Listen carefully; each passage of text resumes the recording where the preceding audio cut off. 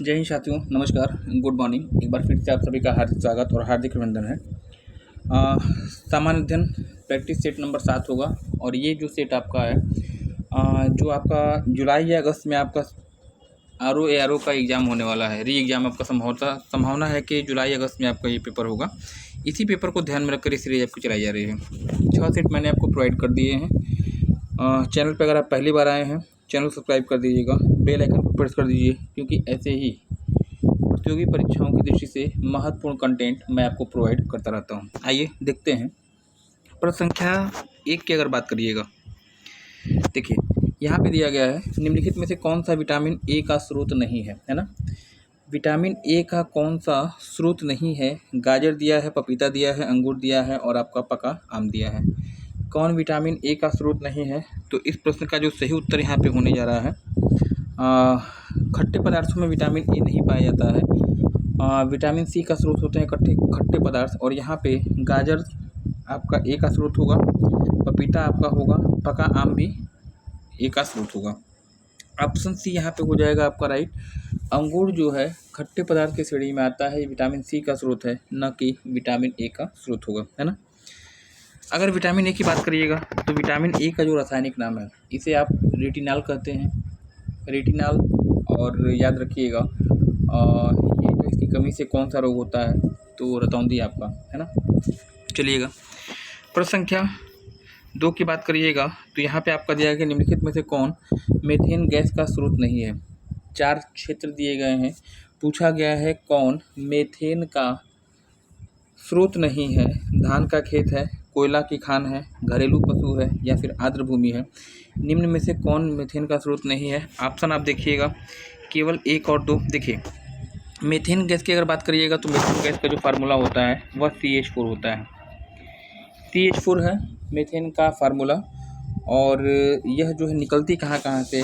धान के खेत से इसका उत्सर्जन होता है, कोयले की खान से भी निकलती है, घरेलू पशु जैसे गाय हो गया, भैंस हो गया, है ना, जब ये जुगाली करते हैं तो उनके मुंह से भी ये गैस आपकी निकलती है। आर्द्र भूमि से भी ये आपकी दलदली क्षेत्र से भी ये निकलती है। तो चारों ही क्षेत्रों से,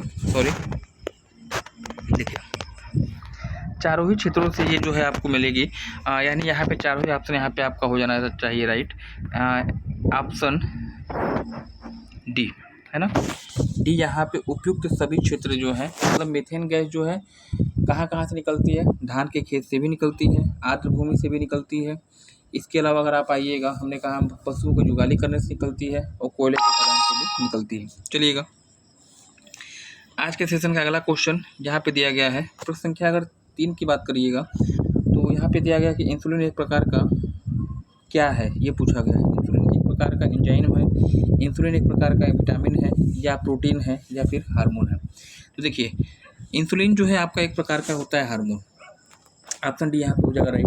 और हार्मोन की कमी से, इस इंसुलिन की कमी से कौन सा रोग होता है? तो आप कहते हैं मधुमेह या इसी को आप बोल सकते हैं डायबिटीज, है ना। तो ये एक हार्मोन आपका हो जाएगा। कमेंट सेक्शन में कमेंट करिएगा, इंसुलिन जो हार्मोन है मानव शरीर के किस अंग से उत्सर्जित होता है? कमेंट सेक्शन में कमेंट करिएगा।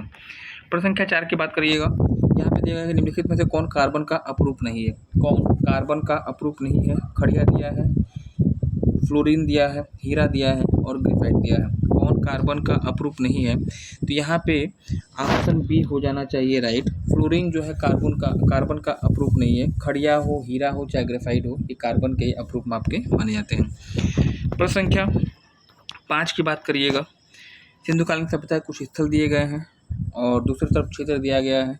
पूछा गया कि निम्नलिखित में से कौन सुमेलित नहीं है? आलमगीरपुर उत्तर प्रदेश में है, बिल्कुल है। मेरठ जिले में इसकी लोकेशन होगी। राखीगढ़ी हरियाणा दिया है, ये भी आपका है। रोपड़ यहाँ पे गुजरात दिया है और बनवाली आपका हरियाणा दिया है। देखिए, राखीगढ़ी की बात करिएगा, राखीगढ़ी इस सभ्यता का सबसे बड़ा स्थल, बनवाली हरियाणा में, दोनों आपके हरियाणा में है। रोपड़ की अगर बात करिएगा, यहाँ पे गुजरात दिया है और रोपड़ जो है यह पड़ता है कहाँ? पंजाब में। पूछा जाए किस नदी के तट पर है, तो सतलज नदी के तट पर इसकी लोकेशन हो जाएगी। आज के सेशन का अगला क्वेश्चन, 6 की बात करिएगा, उदयन वासवदत्ता की कथा संबंधित है ना।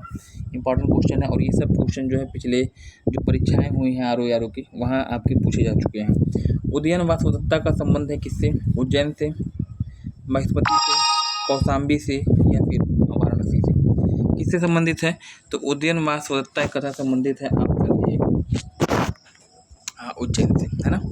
अवंती राष्ट्र की राजधानी उज्जैन, जो कि वर्तमान समय में क्षिप्रा नदी के तट पर स्थित है और यहाँ पे जो है महाकालेश्वर की भूमि के रूप में जाना जाता है और यहाँ पे कुंभ मेले का आयोजन किया जाता है।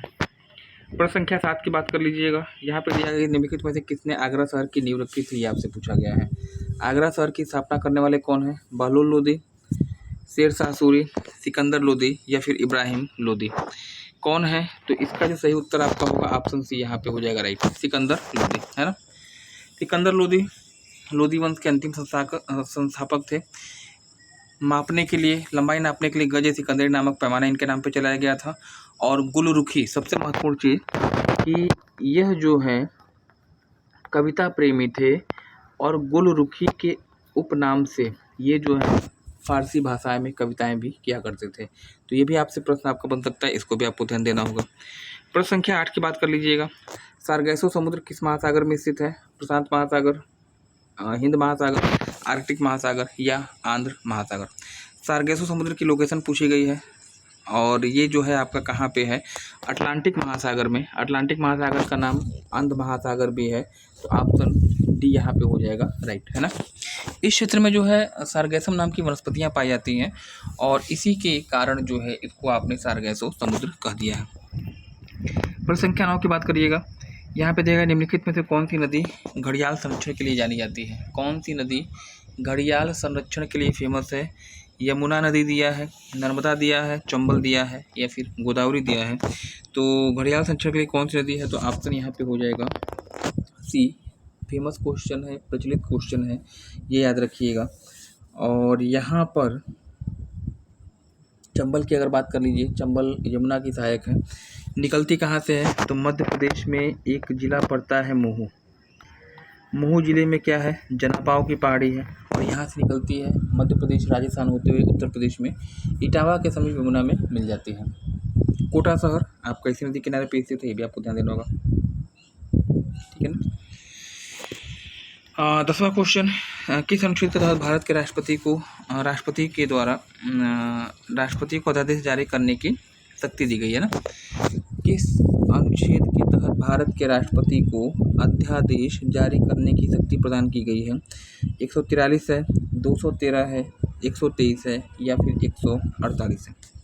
अध्यादेश जारी करने की शक्ति ऑप्शन यहाँ पे हो जाएगा 123 आपका राइट है। 4 अनुच्छेद, चारों से प्रश्न आपके बनते हैं। देखिए अनुच्छेद अगर 143 की बात करिएगा, 143 के तहत राष्ट्रपति को अधिकार है किसी मामले में सुप्रीम कोर्ट के मुख्य न्यायाधीश से ले सकता है क्या सलाह ले सकता है। 213 राज्यपाल को अध्यादेश जारी करने की शक्ति दी गई 13 के तहत। और 148 के तहत जो है भारत के नियंत्रक और महालेखा परीक्षक की नियुक्ति की जाती है भारत के राष्ट्रपति के द्वारा। तो ये तो 10 प्रश्न आपके हो गए। अब अगर हम कल के प्रश्न की बात करें तो यहाँ पे दिया गया है कि मर्ग और वुग्याल, है ना। मर्ग, वुग्याल एवं पयाल घास के मैदान है, यह हिमालय के किस भाग में पाए जाते हैं? ट्रांस हिमालय, वृहत हिमालय या लघु हिमालय? तो इस प्रश्न का जो सही उत्तर है ऑप्शन सी, लघु हिमालय या मध्य हिमालय में इसकी लोकेशन है। मर्ग नामक वनस्पतियाँ कहाँ पाई जाती हैं? जम्मू कश्मीर में। वुग्याल और पयाल कहाँ पाए जाते हैं? तो आप बताइएगा, उत्तराखंड में। प्रश्न संख्या देखिए, आज के लिए जो प्रश्न आपका है पूछा गया है, पश्चिमी घाट और पूर्वी घाट का मिलन बिंदु किस नाम से जाना जाता है? कौन सा पर्वत पश्चिमी घाट और पूर्वी घाट का मिलन बिंदु है? सतपुड़ा पर्वत, इलायची पर्वत, अन्नामलाई या फिर नीलगिरी? इस प्रश्न का उत्तर आपको कमेंट सेक्शन में बताना होगा। और मुझे पूरा विश्वास है कि यहाँ पे आप लोग गलत नहीं करेंगे, मेरे पढ़ाए हुए विद्यार्थी जो है इसको गलत नहीं करने वाले हैं, है ना।